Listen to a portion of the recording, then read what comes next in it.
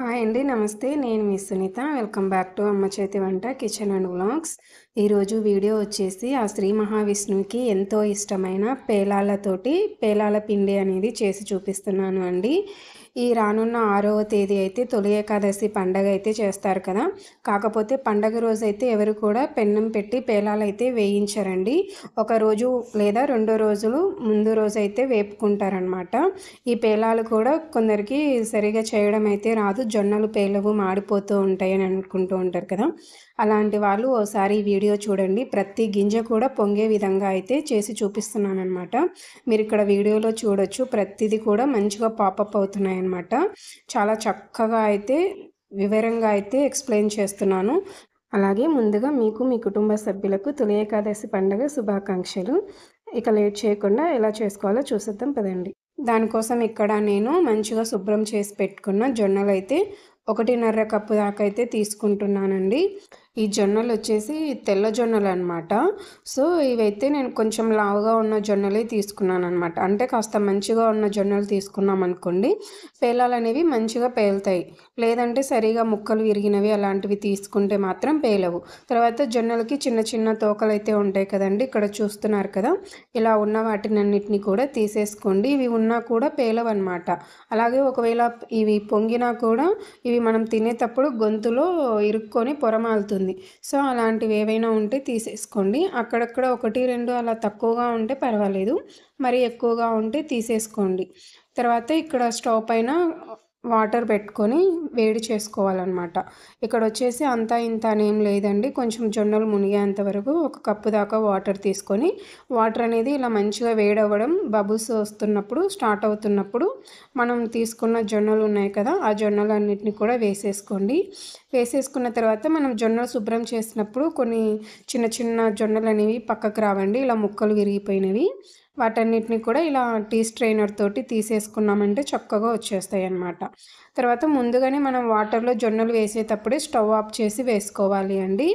ఇలా వేసుకున్న తర్వాత జస్ట్ ఒక 30 సెకండ్స్ నుంచి 1 మినిట్ పాటు అలా కలిపామంటే ఇక్కడ మీరు చూడొచ్చు జొన్నలు అనేవి చక్కగా ఎంత బాగా కొంచెం ఉబ్బినట్టుగా కనిపిస్తున్నాయి కదా. ఈ విధంగా అయితే సరిపోతుందండి. మరి ఎక్కువసేపు పెట్టుకున్నామంటే జొన్నలు అనేది ఉడుకుతాయి, అప్పుడు పేలవన్నమాట సరిగా. జస్ట్ ఒక మెత్తటి ఎలా అంటే ఉప్పు శనగలు తయారవుతాయి కదా, ఆ విధంగా అయితే తయారవుతాయి అన్నమాట. తర్వాత ఈ వేడి వాటర్ అంతా కూడా వంపేసి వెంటనే చల్లనీళ్ళతో కడిగేసి ఇలా ఒక స్ట్రైనర్లోకి తీసేసుకోండి.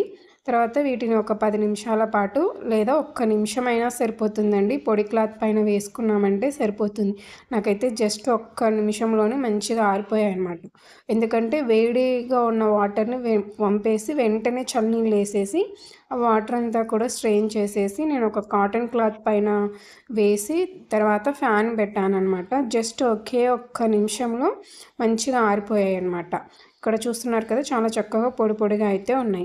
ఇప్పుడు స్టవ్ పైన ఒక కడాయి పెట్టుకోండి. అది కూడా మందంగా ఉన్నది, అలాగే రౌండ్గా ఉన్న కడాయి కాకుండా ఈ విధంగా ఫ్లాట్గా ఉన్నది పెట్టుకోండి. ఒక పిరికెడు లేదా ఒక గరిటెతో వేసుకోండి. ఇక్కడ వేసిన తర్వాత కలపొద్దండి, మనం వేంపుతాం కదా అలా అయితే వేంపకండి. జస్ట్ అలా అన్నీ కూడా వేసేసిన తర్వాత మూత పెట్టేసి అలాగే వదిలేసేయండి. జస్ట్ ఒక 30 సెకండ్స్లోనే జొన్నలు అనేటివి మంచిగా పేలడం స్టార్ట్ అవుతాయి అన్నమాట. ఇక్కడ మీరు చూడొచ్చు ప్రతిదీ కూడా మంచిగా పాపప్ అవుతున్నాయి అన్నమాట. ఇక్కడ మీరు మంచిగా గమనించవచ్చు. మధ్యలో మూత తీస్తూ అలా కలపనైనా కలపొచ్చు, లేదంటే అలా అలా గిన్నెను పట్టుకొనైనా కుదిపితే సరిపోతుంది అనమాట. ఇక్కడ మీరు చూడండి మంచిగా అన్నీ కూడా బాగా పొంగిపోయాయి అన్నమాట. సో జొన్నలు వేసిన తర్వాత అయితే కలపకండి. ఈ మెథడ్ అయితే చాలా మంచిగా యూస్ అవుతుంది అందరికీ కూడా.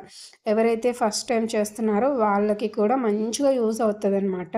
మీకు కావాలనుకుంటే జొన్నలు వేసిన తర్వాత కొన్ని జొన్నలు వేసి కలిపి చూడండి, అస్సలు పొంగవండి. ఇదే విధంగా అన్నిటిని కూడా ఈ విధంగా ప్రిపేర్ చేసుకోండి. ఇక్కడ మీరు చూడొచ్చు ప్రతివి కూడా చాలా చక్కగా పొంగాయి అన్నమాట. టేస్ట్ కూడా చాలా బాగున్నాయండి. ఎందుకంటే నేను తీసుకున్న జొన్నలు వచ్చేసి లాస్ట్ ఇయర్ జొన్నలు అనమాట. సో 1 ఇయర్ పాతబడ్డాయి అన్నమాట. టేస్ట్ అయితే చాలా బాగుంది. తర్వాత అదే కడాయిలోకి 1 టేబుల్ స్పూన్ దాకా నెయ్యి వేసుకొని ఒక గుప్పెడు బాదం పప్పు, గుప్పెడు జీడిపప్పు, అలాగే మరొక గుప్పెడు దాకా పిస్తా పప్పును కూడా వేస్తున్నానండి. ఇవి వచ్చేసి ఆప్షన్ అండి, పూర్తిగా ఆప్షన్ అనమాట. బట్ వేసుకుంటే ఏంటంటే టేస్ట్ చాలా బాగుంటుంది, పిల్లలు ఇష్టంగా తింటారు. సో అందుకనేసి నేను ప్రతి ఇయర్ కూడా చేసినప్పుడు ఇలా చేసి పెడుతూ ఉంటాను. అలాగే అప్పుడప్పుడు జొన్న పేలాల లడ్డు కూడా చేస్తానన్నమాట పిల్లల కోసము. అవి చేసినప్పుడు ఈ విధంగా వేసి చేస్తూ ఉంటాను. మంటని లో ఫ్లేమ్లో పెట్టుకొని గింజ లోపల దాకా వేగేంత వరకు వేపుకోండి. ఇలా మంటని లో ఫ్లేమ్లో వేపుతున్నప్పుడు జీడిపప్పు మంచిగా కలర్ మారుతుంది. అలాగే బాదం పప్పు వచ్చేసి కొంచెం ఉబ్బినట్టు అయ్యి చిన్నగా పేలుతుందనమాట బాదం పప్పు కూడా. అలా వేపుకుంటేనే గింజ లోపల దాకా వేగుతుంది. ఎక్కువ రోజులు నిలువ ఉంటాయి అన్నమాట. ఇక్కడ చూసారు కదా, పేలాలైతే ఇవైతే పూర్తిగా చల్లారిపోయాయండి. ఇవి ఇలా పూర్తిగా చల్లారిపోయిన తర్వాత ఇప్పుడు మనం వీటిని మిక్సీ పట్టుకోవాలన్నమాట. దానికోసం ఒక మిక్సీ జార్ తీసుకొని అందులోకి తగినన్ని పేలాలైతే తీసుకోండి. ఇక్కడ నేను వచ్చేసి అక్కడక్కడ కొన్ని జొన్నలు ఉంటాయి కదా చిన్న చిన్నవి, వాటిని కూడా వేసేస్తున్నానండి. మీకు కనుక జొన్నలు ఎక్కువగా ఉండి పేలాలు తక్కువగా ఉన్నాయి, జొన్నలు తినడం ఇష్టం లేదు అనుకుంటే సో ఆ జొన్నలన్నిటిని తీసేసి పేలాలని మిక్సీ పట్టుకోండి. మరీ మెత్తగా అయితే మిక్సీ పట్టుకోకండి, ఎందుకంటే తినేటప్పుడు నోటికి అతుక్కుపోతుంది, పొరమాలుతుంది. సో కాస్త లైట్ బరకగా ఉండేటట్టు చూసుకోండి. ఎలా అంటే మన ఇడ్లీ రవ్వ ఉంటుంది కదా, సేమ్ అదే విధంగా కాస్త లైట్ బరకగా ఉండేటట్టు పట్టుకోండి. అలాగే మిగతా వాటన్నిటిని కూడా ఇదే విధంగా పట్టుకోండి.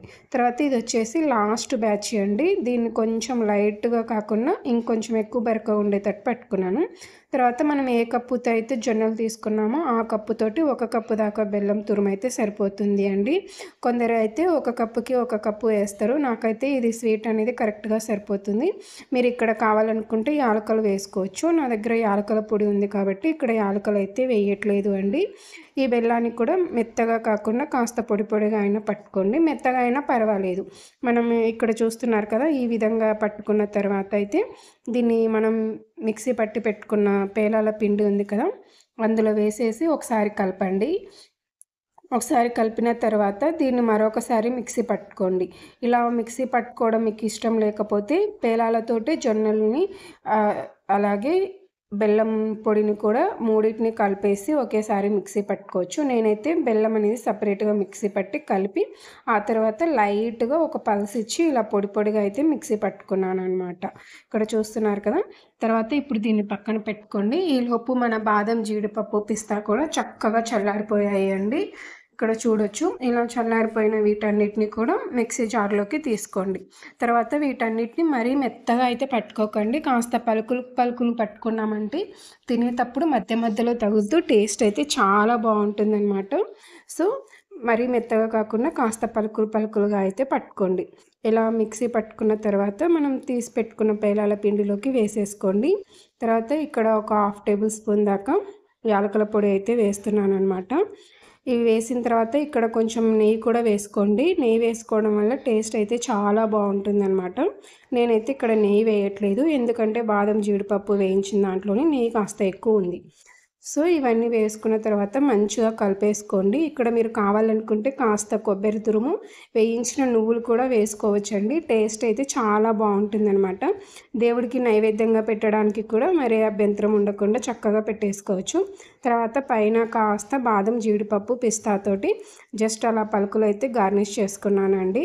చూసారు కదా, చాలా అంటే చాలా సింపుల్గా ప్రతి జొన్న కూడా పేలే విధంగా అయితే క్లియర్గా అయితే ఎక్స్ప్లెయిన్ చేస్తున్నాను అనమాట.